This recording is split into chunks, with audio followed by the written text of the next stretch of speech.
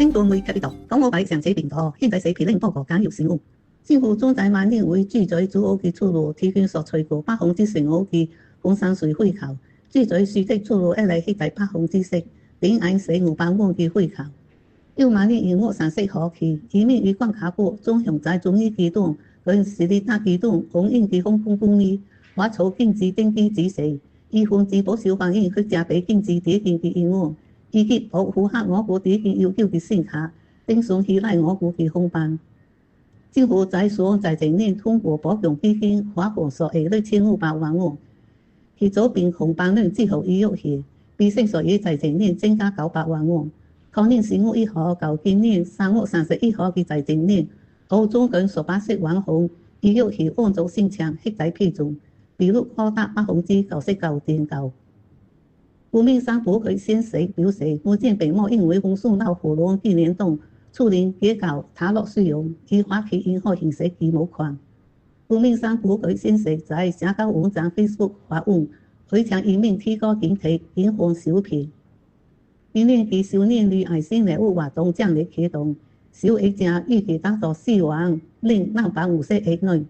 為了更好嘅滿足小額者日常需求，今年嘅少年與愛心禮物包總額為提供所包每定5公斤嘅白米，並且減少病間嘅數量。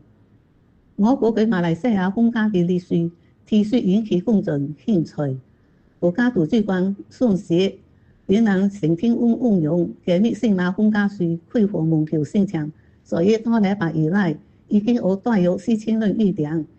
越南總點出專係每公開嘅歷史資料，並強國安全嘅口述歷史。我國總理汪松在就向阮空服王代賀地向向阮敵少李家超佢以慰安。汪松在慰安成軍講，向阮前面一向在日經中表現出經營不怕與精神，一相信因為亞頓用以堅強個人決心，躲過一段慘痛嘅災難。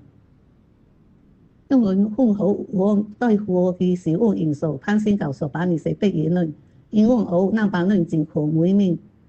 泰國南部最災嘅死亡人數增加到145人，在真正嚴重嘅狹隘地區，在上客戶就有180人不幸遇難。